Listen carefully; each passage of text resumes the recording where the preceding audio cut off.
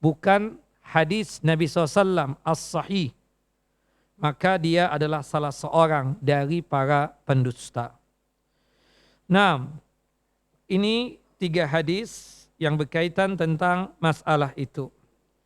Kita melihat dari apa yang dikomentari oleh para ulama. Disebutkan berkaitan tentang ini, Ahlus Sunnah wal Jamaah ya mengatakan waqad dhahaba jama'atun min ahli ilm ila kufrin man ta'ammada al-kadhiba alaihi sallallahu alaihi wasallam. Bahwasannya sekelompok dari kalangan ulama menganggap seseorang tersebut jatuh ke dalam kekufuran jika dia tersebut sengaja berdusta atas nama Nabi kita Muhammad sallallahu alaihi wasallam. Artinya dia tahu ini hadis palsu. Tetap dia sampaikan, mengatasnamakan Nabi kita Muhammad SAW. Dia mengerti ini bukan dari Nabi. Dia sampaikan kepada halayak umat untuk mendukung madhabnya atau untuk mendukung pendapatnya dan seterusnya. Maka sekelompok ulama mengatakan ini bisa dia itu jatuh ke dalam kekufuran. Al-Hafidh Ibnu Hajar Al-Asqalani rahimahullah rahmatan wasi'ah di dalam kitab Fathul Bari, syarah daripada kitab Sahih Bukhari, ya, disebutkan oleh beliau rahimahullah rahmatan wasi'ah, qad tawa'ada 'alaiha bin nar, ya, famal ladzi imtaza bihi al-kadhib ala Rasul sallam minal wa'id ala man kadzaba ala ghairihi. Bahwasanya telah diancam dengan ancaman yang serius, yaitu siksa api neraka bagi seseorang yang secara sengaja berdusta atas nama Rasulullah SAW, yang dimana ancaman tersebut berbeda dengan seseorang yang berdusta atas nama selain Nabi kita Muhammad sallallahu alaihi wasallam. Syekh Islam Ibnu Taimiyah rahimahullah rahmatan wasi'ah ketika ditanya tentang persoalan ini berkaitan tentang orang yang berdusta atas nama Rasulullah sallallahu alaihi wasallam, bagaimana hukum yang sebenarnya? Kata beliau, memberikan jawaban dengan merinci permasalahan di dalam kitab, ya, As-Sarimul Maslul ala Syatimir Rasul. Syekh Islam rahimahullah rahmatan wasi'ah berpendapat ada 2 pendapat ulama tentang hadis yang disebutkan tadi, yaitu hadis yang dimana mengatakan la takdzibu alayya fa innahu man kadzaba alayya falyalijin nar. Janganlah kalian berdusta atas namaku, karena sesungguhnya barang siapa yang berdusta atas namaku maka dipersilahkan dia masuk ke dalam siksa api neraka. Kata beliau, ya, tentang hadis-hadis tadi, pertama kita harus berpegang teguh secara tekstual hadis atau zahirnya hadis, yang dimana disebutkan hukum bunuh terhadap orang yang sengaja berdusta atas nama Rasulullah SAW. Di antara mereka ini ada yang berpendapat kafirnya dengan sebab itu, artinya keluar daripada Islam, sebagaimana dikatakan oleh sekelompok ulama tadi. Di antara yang berpendapat seperti ini adalah Abu Muhammad Al-Juhaini. Ibnu Aqil menyatakan dari guru beliau Abu Fadl Al-Hamdani.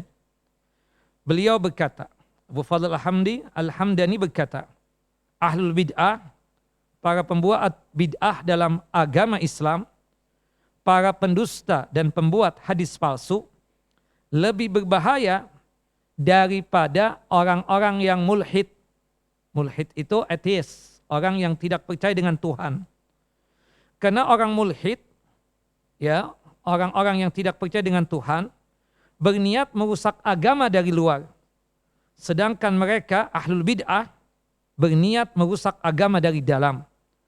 Maka mereka ini seperti penduduk kota yang berusaha melakukan kerusakan keadaan-keadaan kota, sedangkan orang mulhid, orang yang tidak percaya dengan Tuhan, seperti orang yang mengepung dari luar. Orang-orang yang berada di dalam akan membukakan pintu benteng sehingga mereka lebih buruk terhadap agama Islam daripada orang-orang yang bukan pemeluk Islam. Makanya Nabi kita Muhammad SAW di dalam hadis yang sahih bersabda, "Inna kadhiban alayya laisa ka kadhibin ala ahadin." Sesungguhnya berdusta atas namaku, atas nama Rasulullah SAW, tidak seperti berdusta atas orang lain. Nah, di sini disebutkan oleh Syekh Islam Taimiyah berkaitan dengan pendapat yang pertama ini, bahwasannya ada yang mengatakan bahwasannya itu adalah sebagai hukum kekufuran jika dia memang tahu bahwasannya itu hadis bukan dari Nabi SAW, tapi dia ciptakan sendiri kemudian mengatasnamakan nama Nabi kita Muhammad SAW, maka dipastikan dia tersebut telah jatuh ke dalam kekufuran. Tentunya mengkufurkan tersebut setelah iqamatul hujjah dan kasyfus syubhat. Nah, kemudian pendapat yang kedua mengatakan annal kadhiba alaihi kabiratun min kaba'iriz dzunub wal kadhibu ala ghairihi sagiruhu faftaraqa. Naam. Wala yuzlimu min istiwa'il wa'id fi haqqi man kadzaba alaihi aw kadzaba alaihi ala ghairihi an yakuna muqirruhuma wahidan aw tawwala iqamatahuma sawa faqad dalla qauluhu sallallahu alaihi wasallam falyatabawwa maq'adahu 'alan nar. Naam. Disebutkan bahwasannya pendapat yang kedua, dusta atas nama Rasulullah SAW itu adalah dosa besar dari dosa-dosa besar yang ada, yang dimana berdusta atas nama Nabi kita Muhammad SAW itu berbeda dengan dusta kepada atau atas nama orang lain. Makanya ancamannya luar biasa, yang dimana orang yang melakukan hal seperti itu terancam siksa api neraka. Dan disebutkan keterangan dari para ulama berkaitan tentang masalah ini, membawakan hadis Nabi SAW, yaitu inna kadiban alayya laysa ka kadibin ala ahadin. Sesungguhnya berdusta atas nama Rasulullah SAW tidaklah seperti berdusta atas nama orang lain. Karena perkara yang diperintahkan oleh Rasulullah SAW juga diperintahkan oleh Allahu Jalla wa'ala, wajib untuk diikuti sebagaimana wajibnya mengikuti perintah Allahu Jalla Jalaluh. Naam, dalam perkara yang berita atau informasi yang datang dari Rasulullah SAW, wajib diyakini seperti wajibnya meyakini perkara yang datang dari Allahu Jalla Jalaluh. Makanya benarnya kesaksian kita kepada Nabi kita Muhammad SAW itu kan ada 5 poin.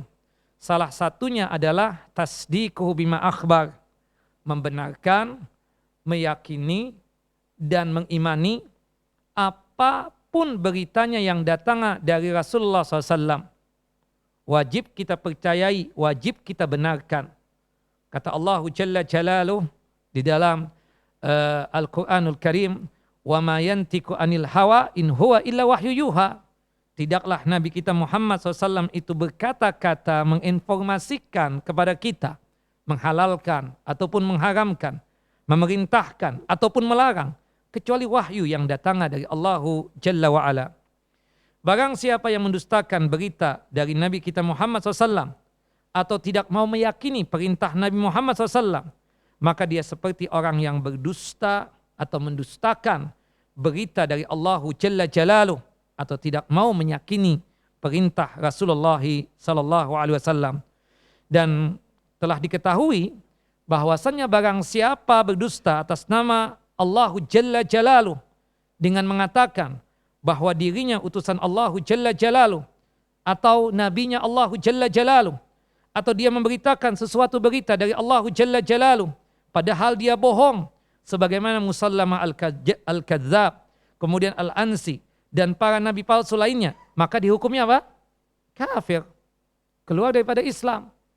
Halal darahnya kan? Seperti itu.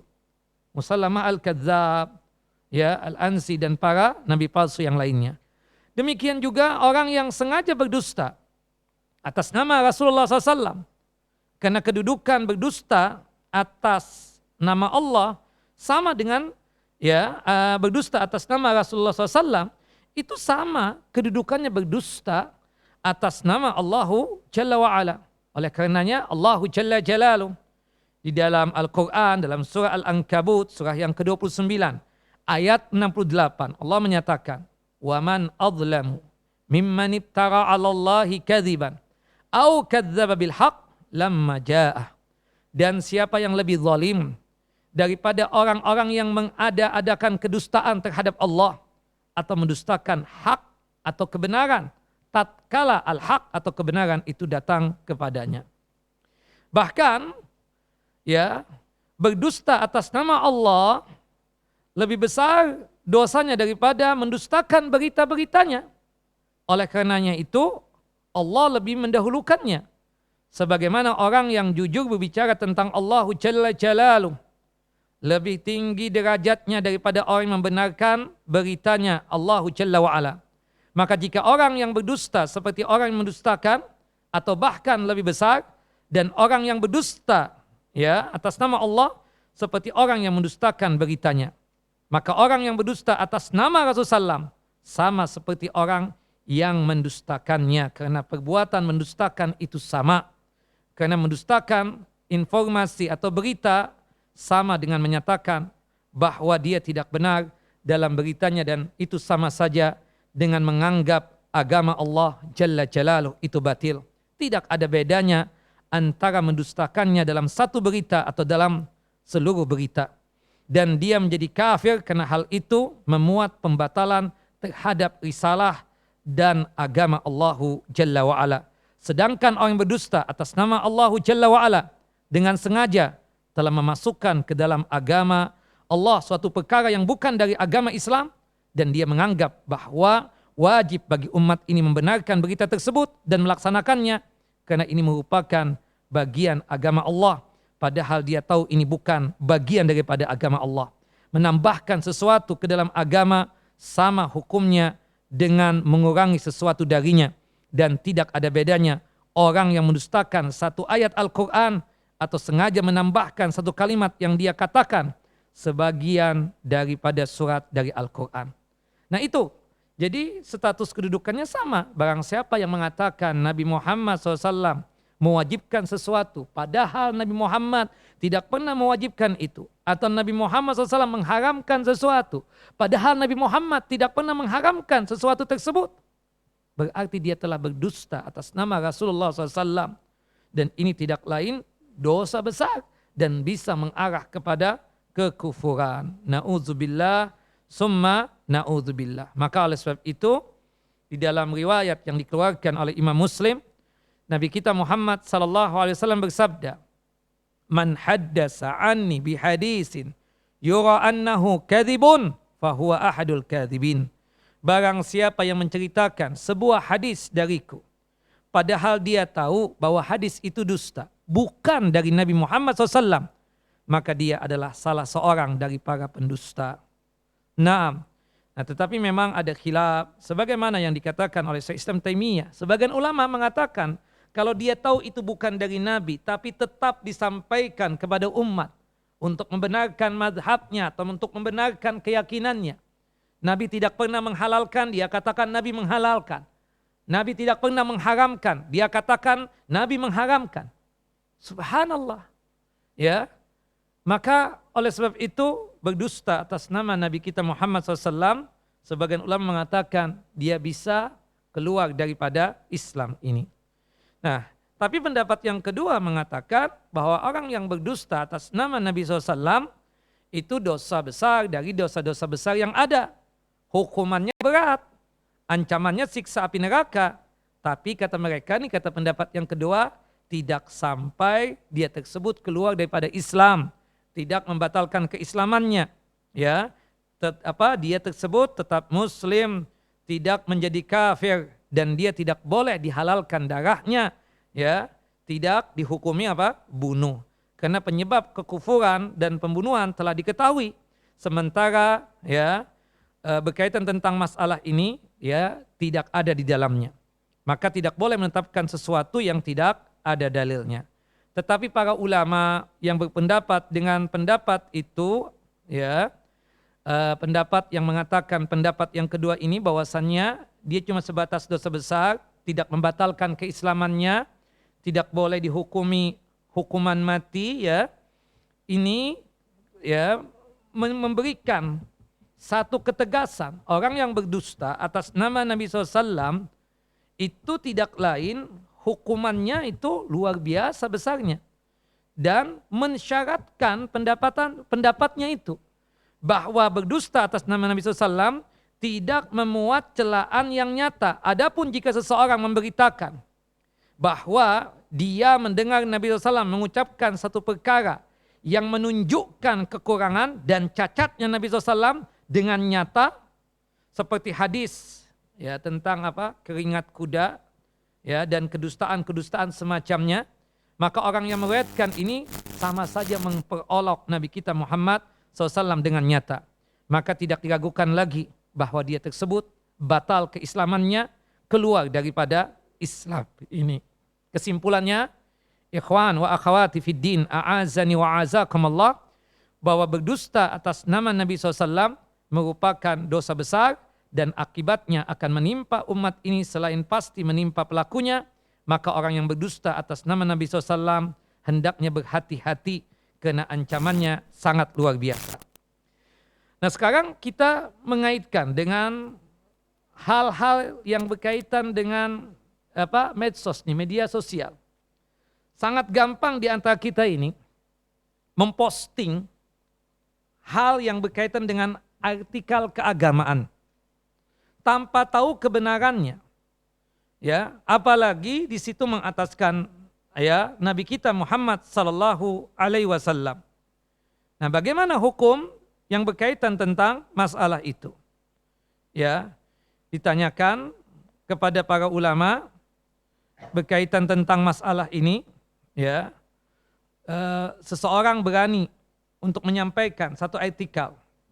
Dia tidak tahu tentang kesahihannya, kebenarannya. Di situ ada hadis-hadis Nabi SAW. Apakah dia itu dengan ketidaktahuannya, cuma niatan baik saja agar orang melaksanakan apa yang ada di dalam artikel tersebut. Padahal dia tidak tahu. Nah, di sini dikatakan oleh para ulama, jangan sampai seseorang dari kita ini berani untuk menyampaikan sesuatu kecuali kita secara hakul yakin bahwasannya itu adalah benar kesahihannya. Maka oleh sebab itu disarankan bagi kita ketika kita ingin memposting, ingin menyebarkan satu berita tersebut, hendaknya betul-betul ya di atas kebenaran atau di atas sesuatu yang hak. Maka oleh sebab itu tanyakan kepada orang yang paham dan mengerti apakah yang akan dia posting itu benar ataukah tidaknya. Makanya di suatu grup misalnya, grup WhatsApp, di situ harus ada adminnya. Dan yang punya hak untuk memposting misalnya admin. Setelah dia paham apa yang akan dia kirim itu adalah satu kebenaran. Kalau sekiranya dia tidak tahu apakah yang dia posting itu benar ataukah tidak, alangkah baiknya dia bertanya kepada orang yang paham dan mengerti. Anggaplah ustadz. Bukankah Allah Jalla wa'ala mengatakan, fas'alu ahla dzikir in kuntum la ta'lamun. Hendaknya kalian tersebut bertanya kepada yang paham ketika kalian tersebut tidak mengerti dan tidak paham. Karena banyak orang itu cuma modal semangat saja. Tidak mengerti apakah yang disampaikan itu benar ataukah salah. Yang penting posting, yang penting menyiarkan, yang penting mengirim. Subhanallah, niatnya sih baik, Masya Allah, tabarakallah. Tapi subhanallah, dia tidak tahu, tidak paham di dalam hadis yang artikel yang ada dalam tersebut ada hadis-hadisnya. Apakah hadisnya sahih ataukah jangan-jangan hadisnya dhaif, bahkan hadisnya maudhu. Subhanallah, Al-Imam An-Nawawi rahimahullah rahmatan wasi'ah ketika menjelaskan ya hadis Nabi SAW yang dikeluarkan oleh Al-Imam Muslim, dan hadis ini juga dikeluarkan oleh Al-Imam Ibnu Majah di dalam kitab Sunan beliau pada nomor hadis 41. Man haddasa anni bihadisin yara annahu kadhibun fahuwa ahadul kadhibin. Barang siapa yang menceritakan dariku sesuatu hadis yang dia ketahui kedustaannya, maka dia termasuk di antara para pendusta tersebut. Kata beliau, yahrumu riwayatal hadis al-mawdu' ala man arafa kaunahu mawdu'an aw ghalaba ala dhannihi wad'ahu. Faman rawa hadisan alima aw dhanna wad'ahu walam yubayyin hala riwayatihi yani wada'ahu fahuwa dakhilun fi hadal wa'id. Haram hukumnya meriwayatkan hadis maudhu. Hadis maudhu ini puncaknya daripada hadis dhaif. Jadi secara umum hadis itu terbagi menjadi dua, sahih dan dhaif, dari jalur derajat dan martabat. Nanti hadis sahih ya termasuk cabangnya sebagian ulama mengatakan hasan. Ya, kemudian nanti ada sahih li dzati, ada sahih li ghairihi, ada hasan li dzati, ada hasan ya li ghairihi. Yang jelas kalau sekiranya dikatakan oleh seorang syekh atau ustadz, ini hadisnya derajatnya sahih atau ini derajatnya hasan menurut pendapat syekh ini, maka kita katakan itu betul-betul dari Nabi. Tapi dhaif banyak sekali, di antaranya puncaknya itu maudhu, ada mungkar ya dan selainnya. Ya. Nah, maudhu ini ya diartikan oleh sebagian ulama adalah kedustaan, kebohongan. Haram hukumnya meriwayatkan hadis maudhu bagi orang yang mengetahui atau menurut dugaan kuatnya bahwa derajat hadis tersebut adalah maudhu. Sebab itu barang siapa yang meriwayatkan satu hadis yang dia yakin seyakin-yakinnya atau ada sangkaan kuat bahwa derajat hadis tersebut adalah maudhu atau palsu, namun dia tidak menjelaskan derajatnya, maka dia termasuk dalam ancaman hadis tadi. Fahuwa ahadul kadhibin. Dia itu termasuk di antara para pendusta. Subhanallah. Kan banyak tuh berselewaran. Karena dia ustadz, atau juru dakwah, atau mubalik da'i. Kadang berani menyampaikan hadis. Subhanallah, ingin membenarkan pendapat dia. Ya, ada di antara antum menyangkal satu hadisnya palsu, Ustaz. Siapa bilang, kata dia? Ini Rasulullah yang mengatakan. Padahal dia tahu itu hadis maudhu, hadis dhaif, atau hadis yang terbilang mungkar, tapi tetap disampaikan. Kalau sekiranya dia menyampaikan untuk tujuan menjelaskan ini hadis dhaif, ini hadis palsu, saya mengatakan seperti ini. Hadis-hadis yang berkaitan tentang ancaman bagi orang yang tidak berpuasa Ramadan, ya, setahu saya itu yang sahih cuma satu. Sedangkan yang berseliweran, yang sering disampaikan di mimbar-mimbar Ramadan itu rata-rata adalah hadis dhaif atau tingkatan yang paling tingginya maudhu atau palsu. Ya, di antaranya barang siapa yang berbuka satu hari sengaja, bukan karena sakit, bukan karena safar, ya, muta'ammidan, dan dia tersebut tidak ada alasan kenapa dia tersebut tidak berpuasa Ramadan, maka dia tidak bakalan sanggup untuk membalas utang satu hari tersebut meskipun dia membayarnya selama 1 tahun. Ini kan hadis dhaif. Si Ustadz menyampaikan tujuannya untuk mengancam kita nih, supaya kita ini berpuasa. Bagus sebenarnya kan niatnya. Tapi kesalahan dia apa? Tidak menyampaikan. Ini bukan sabda Nabi. Niatan sih bagus tuh Ustadz. Supaya kita ini betul-betul istiqomah berpuasa, betul-betul mantap berpuasa. Agar tidak berani untuk berbuka di bulan Ramadan. Bukan begitu? Tapi tidak pernah dijelaskan statusnya. Kata Al-Imam Nawawi, dia ini masuk pendusta. Dia ini apa? Termasuk berdusta atas nama Nabi Sallallahu Alaihi Wasallam. Kayak puasa lagi yang berkaitan tentang hadis, ya, tentang sumu tasihu.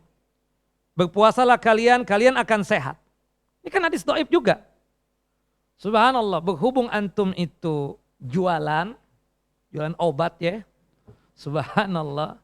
Antum tulis tuh di toko antum. Qala Rasulullah SAW, sumu tasihu. Rasulullah SAW bersabda, ya, berpuasalah kalian, kalian tersebut akan sehat. Subhanallah. Ada ustadz datang, Pak, ini hadisnya hadis palsu nih, hadis dhaif. Antum tetap hapus deh, jangan pakai ini bukan Rasul sabda. Ustadz buat ini aja, buat market Ustadz. Nah ini kan gak benar. Subhanallah, kita tahulah kalau orang berpuasa dari awal, misalnya dari dia muda sampai setua ini misalnya, ada kemungkinan sehat? Ada kan seperti itu. Kenapa? Karena kita makannya teratur kan seperti itu. Tapi apakah orang yang sakit kalau dia berpuasa sembuh? Kan enggak. Makanya Allah mengatakan dalam surah Al-Baqarah surah yang kedua ayat 184 sampai juga ayat 185 Allah mengatakan faman kana minkum maridan, barang siapa yang sakit tidak sanggup berpuasa maka boleh dia tidak berpuasa, nanti ketika sehat dia bayar, kan begitu. Nah ini berkaitan tentang, ya banyaklah kita katakan, kita harus menjelaskan secara jelas dan secara detail. Kecuali ada perdebatan di kalangan para ulama tentang status itu hadis. Nah pakai apa enggak pakai nih Ustadz? Nah kadang kan kita ditanya nih, misalnya berkaitan dengan masalah sholat awal duha itu. Yang disebut oleh antum itu sholat syuruk atau isyraq. Sholat duhanya sih ada. Karena sholat duha itu kan dimulai untuk aman ya 10 menit setelah terbitnya matahari dan berakhirnya waktu duha itu 10 menit sebelum zuhur. Sholat duha itu banyak istilahnya. Ada 4 istilah yang saya ketahui itu. Sholat duha, sholat isyraq atau syuruk, atau abrar, atau awwabin. Kalau antum duduk-duduk di masjid setelah sholat subuh sampai terbit matahari, itu hadisnya sahih. Rasulullah melakukan itu. Nah, tapi yang menjadi keyakinan antum itu, kalau antum salat subuh berjamaah di masjid, kemudian zikir setelah itu sampai syuruk kata antum, sampai matahari itu terbit, kemudian masuk awal waktu duha, kemudian antum salat 2 rakaat salat duha, maka seperti mendapatkan pahala melaksanakan apa? Ibadah haji 1 kali dan ibadah umrah 1 kali. Sempurna, sempurna, sempurna. Salat duhanya ada enggak? Ada. Tapi berkaitan dengan fadilah dan keutamaan seperti melaksanakan ibadah haji 1 kali, ibadah umrah 1 kali ini, ada perdebatan di kalangan para ulama. Mayoritas ulama mendoibkan itu hadis. Makanya kan sering Ustadz mengatakan, oh itu fi khilaf, ada khilaf tentang masalah status dan kedudukan itu hadis. Nah tinggal kuatnya saja. Ya, bagaimana? Nah kalau masalah itu enggak ada masalah. Ternyata si Ustadz di masjid yang sama, Masjid An-Nur Kasagoya, Ustadz si Fulan ditanya, kalau Anda menganggap tuh hadisnya dhaif. Karena mayoritas ulama mendoibkan itu hadis. Pekan yang akan datang tanya lagi sama seorang Ustadz. Enggak, itu hadisnya derajatnya Hasan, dari Anas bin Malik, dari Abu Umamah Al-Bahili dan seterusnya. Syekh Nasruddin Albani menghasankan itu hadis. Nah, bagaimana tentang begini? Nah kita kembali kepada keyakinan bahwasannya kita betul-betul si Ustadz yang menjelaskan itu secara detail atau tidak, ya kan? Tentang kenapa dia menghasankan, kenapa dia memilih pendapat bahwasannya amalan itu ada, ya, apakah betul-betul di atas ilmu ataukah tidak? Nah, kemudian si Ustadz yang mengatakan tuh hadis dhaif, tidak bisa. Kita punya keyakinan bahwasannya kalau kita melaksanakan sholat duha 2 rakaat, plusnya itu salat subuh berjamaah dapat pahala seperti itu. Diterangkan secara detail oleh mayoritas ulama, ternyata statusnya itu apa? Dhaif misalnya. Contoh lagi, sepakat keutamaan membaca surah Al-Kahfi, bukan begitu? Yang menjadi perdebatan tentang statusnya, didawamkan, dikontinyukan setiap malam Jumat dan hari Jumat. Syekh Nasruddin Albani mengatakan itu derajat hadisnya sahih. Berarti kita setiap malam Jumat dan hari Jumat posting. Ayo jangan lupa 4 amalan malam Jumat dan hari Jumat, salah satunya baca surah Al-Kahfi. Ada lagi yang posting. Enggak, setiap malam anjurannya, tidak menghususkan satu hari. Karena penambahan dari hadis tersebut, khusus malam Jumat dan hari Jumat, hadisnya dhaif. Ya. Subhanallah, yang membantah ya Abu Ishaq Al-Huwaini, murid Nasruddin Albani sendiri. Nah gimana, kita ditanya, ya Ustadz kan harusnya bijaksana ya. Ya memang ada perdebatan sih. Antum selama ini punya keyakinan, ya Ustadz, ya sudah jalankan keyakinan antum seperti itu. Memang ada yang mengatakan bahwasannya setiap malam Jumat itu dibaca, ya kan, surah Al-Kahfi. Termasuk surah Al-Muluk kan. Said Al-Qahtani menghasankan hadis yang berkaitan tentang masalah surah Al-Muluk, surah As-Sajadah yang dibaca sebelum tidur. Tapi ulama yang lain mengatakan itu hadisnya dhaif. Tidak boleh menghususkan sebelum tidur, dibaca setiap hari, silahkan. Tapi tidak menghususkan. Nah ini lain ceritanya seperti ini. Kalau ini enggak, memang hadis dhaif. Makanya subhanallah, hadis dhaif, hadis palsu itu lebih banyak daripada hadis sahih. Luar biasa main ciptakan. Dan orang menciptakan hadis itu sesuai dengan dengan keinginan dia. Apalagi waktu masih perang mazhab itu, barang siapa yang tidak ikut mazhab Hanafi maka dia kafir, bukan bagianku.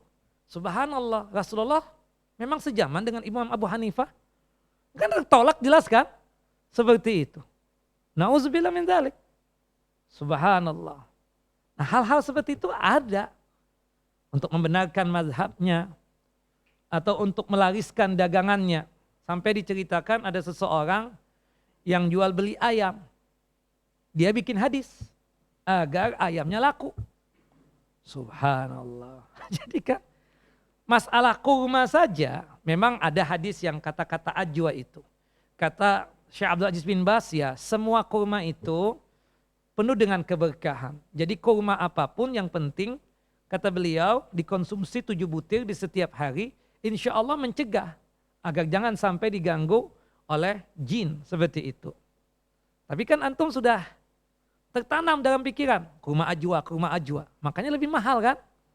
Seperti itu. Kalau anak enggak Pak, anak sukanya ambar misalnya, atau sokoi, atau majul kan lebih enak, kan?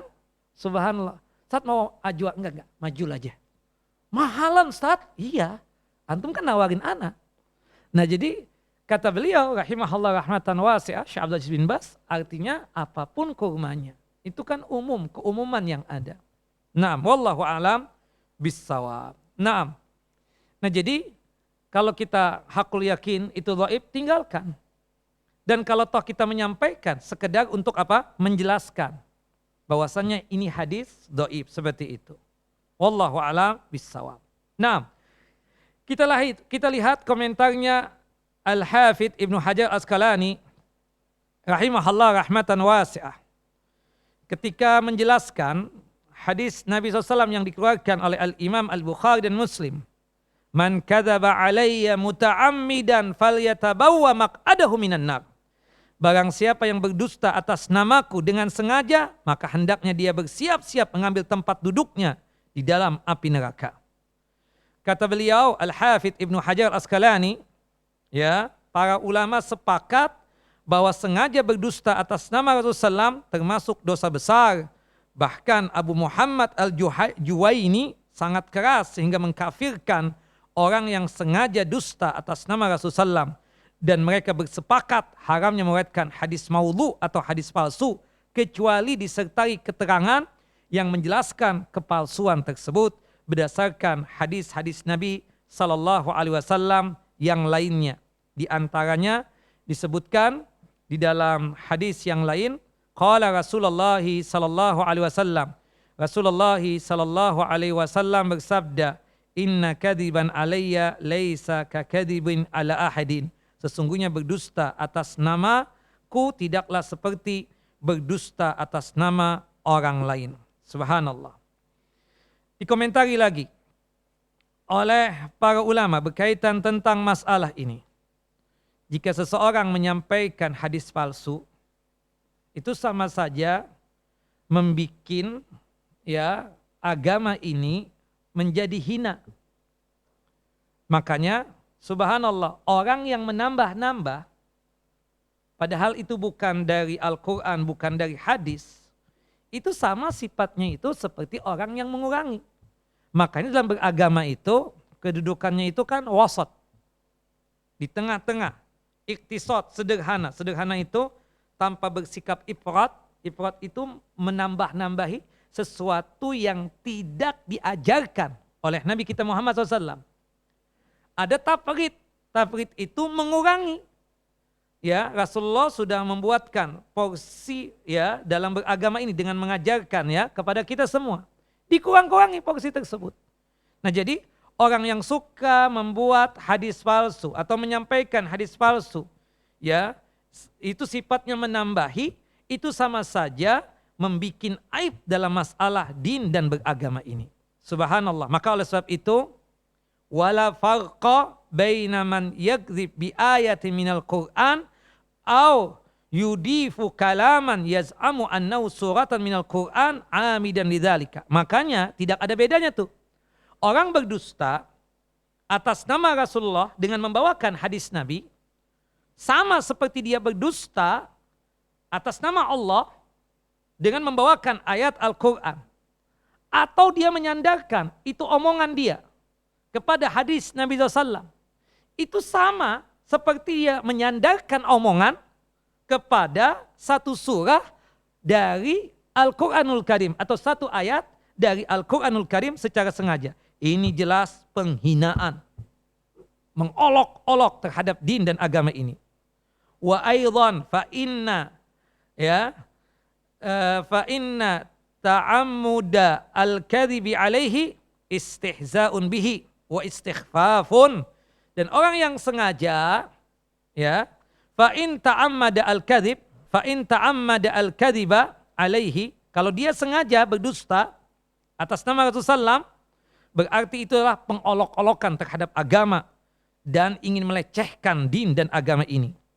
Li'annahu yad'umu annahu amrun bi asya'in laysat mimma amara bihi. Karena dia mengklaim bahwasannya ini adalah perkara dari sesuatu yang itu bukanlah perkara din dan agama. Dan itu tidak boleh untuk disampaikan seharusnya. Tapi dia tetap sampaikan. Dan ini mengakibatkan kebatilan di dalam beragama. Na'udzubillah, na'udzubillah. Hati-hati terhadap hal yang demikian. Maka penting kiranya itu kita menanyakan kepada ustadz ketika ustadz itu tidak menjelaskan tentang kesahihan satu hadis. Atau kita ragu dengan apa yang disampaikan oleh ustadz. Ustadz Al-Afu tadi antum menyampaikan satu hadis. Tapi antum tidak menjelaskan siapa perawi itu hadis. Kemudian siapa yang mengeluarkan itu hadis. Seorang ustadz harus siap untuk menjawab pertanyaan itu. Siapapun ustadznya. Karena seseorang yang hadir di kajian untuk menyampaikan ilmu, dia harus persiapan. Nah kalau toh misalnya dia tidak tahu, dia bisa pending. Setahu anak itu sahih, cuma untuk pastinya nanti anak akan jawab pada pertemuan yang akan datang. Kan bisa begitu. Ya berkaitan dengan masalah apapun. Apalagi yang berkaitan dengan keyakinan apalagi yang berkaitan dengan akidah. Hati-hati betul. Jangan sampai seorang ustadz itu tidak paham, tidak mengerti apa yang dia sampaikan berkaitan dengan kebenaran dari apa yang ingin dia sampaikan, terutama tentang hadis-hadis Nabi Sallallahu Alaihi Wasallam. Wallahu a'lam bissawab. Tapi adzan dulu, habis adzan pertanyaan sampai jam berapa? 7:30. 10 menit. Adzan dulu deh.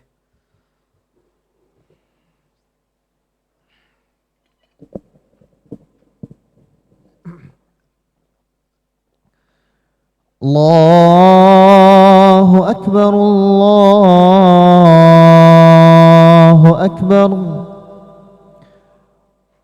الله أكبر الله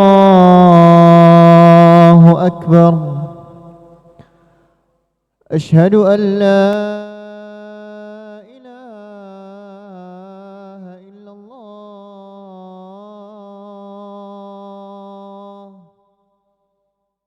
أشهد أن لا إله إلا الله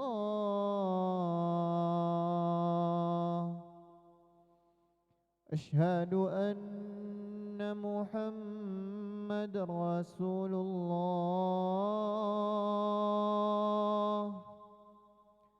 أشهد أن محمد رسول الله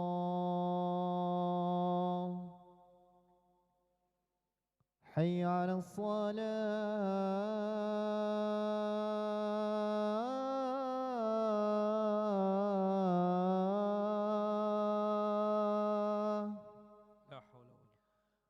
حي على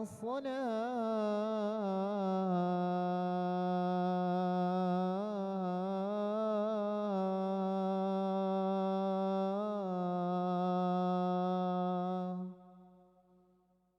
حي على الفلاح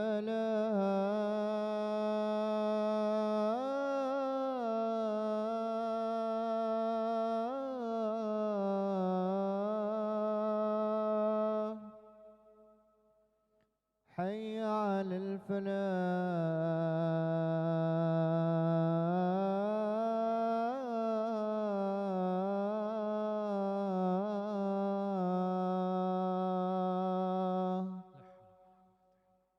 الله أكبر الله أكبر لا إله إلا الله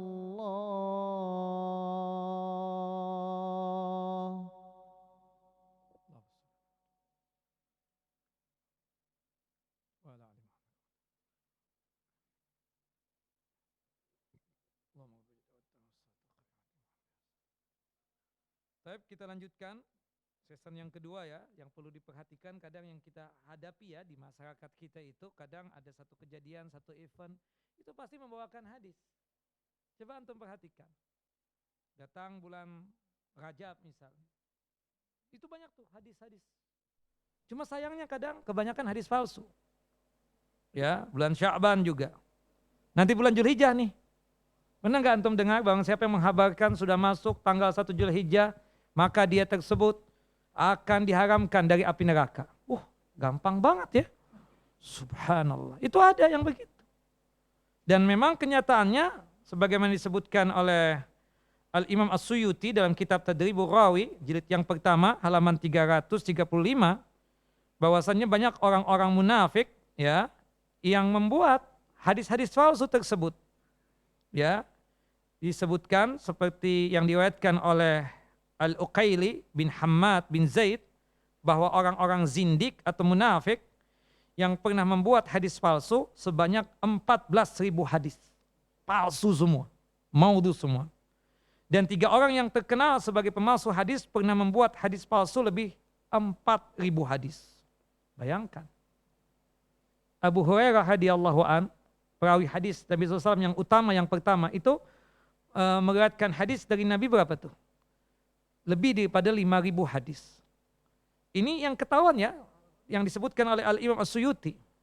Yang lainnya banyak sekali kita katakan. Sampai ada orang-orang yang zindik itu, yang beragama sambil nari-nari. Ya, nari-nari di kuburan syekh misalnya atau imamnya dia. Mereka membawakan hadis dulu. Seakan-akan menari-nari itu sebagai ibadah. Na'udzubillah min dzalik. Dan banyak lagi yang lainnya. Banyak lagi yang lainnya. Apalagi yang berkaitan tentang masalah nasab dan keturunan. Waduh, banyak juga itu. Subhanallah. Jadi kesimpulannya kita ini sebagai orang yang beragama, yang betul-betul cinta kepada Nabi SAW, pada saat kita mendengarkan dari seorang ustadz satu hadis misalnya, pastikan sang ustadz itu menyampaikan hadis, paling tidak yang kita pahami yang disampaikan itu sahih, dan kita mengetahui dari si ustadz itu menyebutkan rawi dari hadis, dan yang mengeluarkan itu hadis, kemudian dilanjutkan dengan status hukum yang disampaikan oleh para ulama hadis. Biasanya kan menurut Syekh Nasiruddin Albani, hadis ini sahih. Syekh Abdul Aziz bin Baz menghasankan hadis ini. Kan seperti itu. Nah jadi itu untuk memudahkan kita saja. Untuk memudahkan kita di dalam mengetahui itu hadis sahih ataukah tidak. Karena kita dalam beramal ini kan banyak hal yang berkaitan dengan hadis. Bukan dari Al-Quran. Karena hadis itu fungsinya untuk menjelaskan Al-Quran. Berkaitan dengan masalah ibadah salat misalnya kita katakan. Itu kata-kata yang menjelaskan apa? Hadis Nabi Sallallahu Alaihi Wasallam.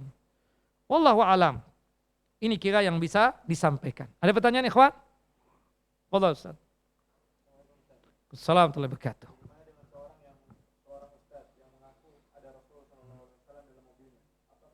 Allahu Akbar. Antum percaya? Ya kan udah lah. Ngapain ditanyain lagi? Kan gak masuk akal kan?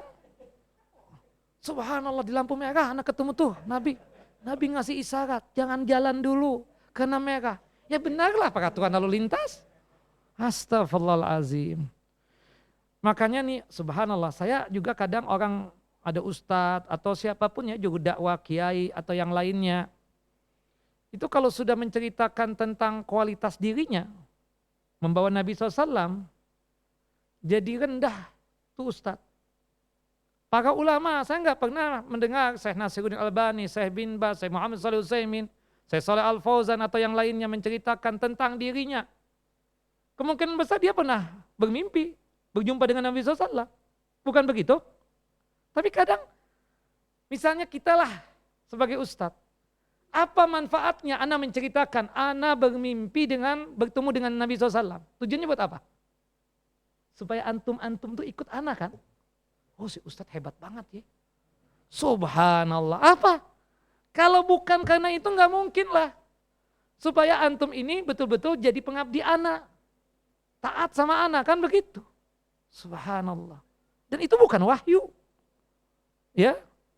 Benar hadis sahih kalau berjumpa dengan Nabi dalam mimpi itu memang Nabi Muhammad SAW. Karena bangsa jin tidak bisa menyerupai Nabi kita Muhammad SAW. Tapi kalau toh kita mimpi, apakah kita sampaikan? Enggak. Buat apa? Mentazkiyah diri kita, mensucikan diri kita, kita orang suci. Na'udzubillah min dzalik. Itu loh. Makanya kita kadang, ya Allah, ngapain juga si ustadz cerita dia mimpi ketemu. Syekh besar nggak pernah menyebut itu. Itulah.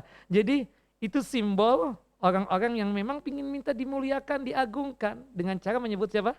Nabi Muhammad SAW. Oh si ustadz nih. Ada sesuatu ini, majdub ini, ya kan? Seperti itu. Orang hebat nih, ada keramatnya nih si ustadz. Ujung-ujungnya kita meninggal, kuburan kita disanjung-sanjung kan akhirnya. Dicari menunjukkan ada keberkahan dan lain sebagainya. Hati-hati. Kalau sudah dia menyebutkan, ana pernah ketemu dengan Nabi dalam mimpi ana. Oh, kita perlu pertanyakan, ngapain Ustaz inti cerita begitu? Iya kan? Sudahlah cerita ini ayatnya, nih hadisnya, dan yang lainnya. Saya nggak pernah mendapatkan Al-Hafidh Ibnu Hajar, yang dimana kurang lebih 16 tahun atau 17 tahun itu mensyarah hadis kitab Sahih Bukhari itu. Kitab Sahih Bukhari. Nggak pernah dalam kitabnya itu menyebutkan, ana bermimpi dengan Nabi SAW. Nggak ada kan? Al-Imam Nawawi rahimahullah rahmatan wasi'ah yang mensyarah ya kitab Sahih Imam Muslim itu. Nggak pernah menyebutkan. Mana ulama yang lain? Sebelumnya Syekh Islam Taimiyah ya. Kita katakan sebelumnya lagi Al-Imam Ibnu Mandah. Mana pernah menyebutkan? Tidak ada. Tabi'in, mana ada? Tabi'in yang sejaman dengan sahabat Nabi SAW ya. Nah jadi itu untuk menunjukkan dia itu gimana gitu loh. Ana wali berarti kan begitu loh. Ya Allah wali itu sangat gampang ya Ustadz, ya Syekh, ya Fulan. Wali itu kan artinya dia tersebut melaksanakan perintah-perintah Allah dan menjauhkan diri dari hal yang dilarang oleh Allahu Jalla Jalaluh. Yaitu bertakwa kepada Allah Jalla wa'ala, beriman kepada Allah dan bertakwa kepada Allah. Itulah wali. Kan seperti itu. Enggak. Cuma mengaku berjumpa dengan Nabi dalam mimpi, tapi amalannya bertentangan dengan syariat. Nah, ini yang perlu kita lihat, ya kan, seperti itu. Banyak pengakuan kalau kita lihat di medsos itu, Allah ngaku ketemu Nabi, Nabi ngobrol, Jibril turun kepada dia. Oh, hebat banget ini. Kan seperti itulah kira-kira ya. Jangan ditanyakan kalau sesuatu itu sudah jelas sesat, jangan ditanyakan lagi Ustadz. Iya kan? Saya tadi dari rumah ke Kasogoya ini ditemani oleh Rasulullah SAW. Percaya antum sama aneh? La ilaha illallah. Offset nih Ustadz nih, offset. Ya kan begitu paling antum bilang. Iya, benar, hati-hati. Itu tujuannya untuk penyanjungan aja itu. Allahu a'lam. Ada yang lain? Fadhal. Beliau ya.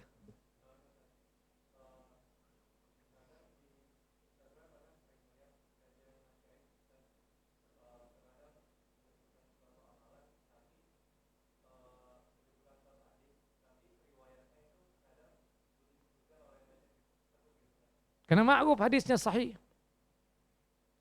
Ma'ruf sudah ketahuan hadisnya itu sahih. Tapi ada yang menanyakan ketika ada yang tidak mengerti, Ustaz, ini status hadisnya gimana ya? Apalagi yang berkaitan dengan perdebatan di antara para ulama. Kayak berkaitan dengan fadilah, keutamaan salat di awal duha itu yang diistilahkan oleh antum itu syuruk. Antum tanya sama anak, gimana statusnya itu? Nah, ini memang ada perdebatan, ada khilaf di kalangan ulama. Semampu kita untuk menyampaikan kepada antum supaya antum puas dengan jawaban anak itu. Tidak hanya sekedar, sahih itu hadisnya. Ada yang sudah percaya begitu, karena antum percaya banget sama kita kan. Karena seseorang murid itu kan memang punya kepercayaan yang luar biasa. Apalagi si ustadz itu memang selama antum bergaul dengan dia itu nggak pernah dia menyampaikan hadis palsu memang. Seperti itu. Kata-kata sahih. Nah itu biasanya di kajian umum. Kalau di kajian umum itu sangat jarang yang bertanya tentang status hadis. Biasanya di kajian khusus. Itu syekh membongkar, menjelaskan. Beda seorang syekh yang ngajar untuk orang awam. Ya, karena orang awam gak bakal perhatian apakah itu status hadis ya kan. Berhubung syekh itu menyampaikan secara umum saja. Tapi ketika di kelas, syekh menyampaikan. Ini hadisnya dari fulan, disahihkan oleh si fulan. Yang mengeluarkan hadis ini si fulan, nomor hadisnya sekian. Itu kalau di kuliah begitu. Tapi kalau kajian umum di masjid-masjid memang kita katakan sekedar yang penting menyampaikan, apalagi khutbah Jumat. Apalagi apa? Khutbah Jumat. Tapi kadang ada juga syekh yang menyampaikan, paling tidak perawinya kan seperti itu. Kata-kata, apalagi kalau misalnya itu ada perdebatan, setahu saya syekh itu biasanya menyampaikan dengan penguatan begitu. Wallahu a'lam bissawab. Nah, beliau mungkin sekali dua kali tidak menyampaikan itu yang antum tahu kan. Bukan berarti beliau tidak paham tentang siapa yang menyampaikan itu. Bisa saja beliau menjawab secara singkat, ya karena ini sifatnya pertanyaan yang sifatnya sadanli, tiba-tiba. Ketika ditanya, status hadis tentang masalah sholat 4 rakaat ba'diyah isya itu gimana? Sahih apa tidak sahih? Benar enggak sama pahalanya seperti mendapatkan Lailatul Qadar itu, menghidupkan malam seperti kita beribadah, beramal di malam Lailatul Qadar. Anak saya hadisnya dhaif itu, didoifkan oleh Syekh Nasruddin Albani. Ada kan Ustaz begitu? Antum kejar anak dari mana Ustaz? Nah, kita buka kitab dayarat, ini di sini. Begitulah. Wallahu a'lam bissawab. Fadhal Pak. Kalau kita lihat sumpah dari contohnya penjabat negara kan sebelum di menjabat itu kan sumpah pakai Al-Quran. Ya. Tapi dalam sumpah itu tidak melaksanakan apa yang telah diucapkan itu. Iya. Ketika seseorang menyebutkan demi Allah saya akan menjalankan tugas ini dan saya tidak bakalan mengambil yang bukan hak saya, baik langsung ataupun tidak langsung. Ternyata dia berdusta. Maka dia dihukumnya apa? Dosa besar, Pak. Ya, dosa besar. Karena bersumpah atas nama Allah Jalla wa'ala, tapi dia tidak menjalankan sumpahnya tersebut. Dusta. Kayak anak, Pak, antum kawin lagi ya? Wallahi enggak Ustaz, demi Allah. Padahal antum pernah kawin lagi. Dusta enggak antum? Dan antum membawa nama Allah supaya anak percaya kan? Oh iya enggak, Bapak itu enggak kawin lagi. Siapa bilang buka pos? Karena dia takut, karena anak istri beliau masih kerabat anak istri yang pertama. Ya kan begitu loh. Tapi antum menghindari itu dengan mengucapkan nama Allah. Antum berarti dosa besar dan terkena kafarat. Ya kan kafaratnya apa? Disebutkan dalam surah Al-Maidah kalau nggak salah ayat 89 itu. Ya fa kafaratu it'amu asarati masakina min awsati ma tut'imu ahlikum au kiswatuhum au tahrir raqabah. Memberikan makan kepada 10 orang fakir miskin sesuai makanan yang biasa antum makan, atau memberikan pakaian 10 orang fakir miskin, atau membebaskan budak. Satu di antara 3 ini nggak sanggup, antum berpuasa 3 hari. Sebagai wujud apa? Kebusan dosa, kafarat namanya. Subhanallah, antum berdusta nih. Itu anak ketahuan nih sama si Azhar nih. Padahal nggak apa-apa, cuma nanya aja. Halal kok kan seperti itu. Kenapa mesti bohong sama anak? Atau ya kan seperti itu. Pakai wallahi, demi Allah, enggak siapa yang bilang. Ya itu dusta karena sama dengan itu Pak tadi. Antum sama aja, apa bedanya dengan si fulan tadi? Yang menjabat tadi, yang berdusta tadi itu. Sama dengan yang antum lakukan tadi. Wallahu a'lamu bis-shawab. Baik cukup. Wassallallahu nabiyana Muhammad wa ala ali Muhammad kama shallaita ala Ibrahim wa ala ali Ibrahim innaka Hamidun Majid. Allahumma barik ala Muhammad wa ala ali Muhammad kama barakta ala Ibrahim wa ala ali Ibrahim innaka Hamidun Majid. Subhanakallahumma wa bihamdika asyhadu an la ilaha illa anta astaghfiruka wa atubu ilaik. Assalamualaikum warahmatullahi wabarakatuh.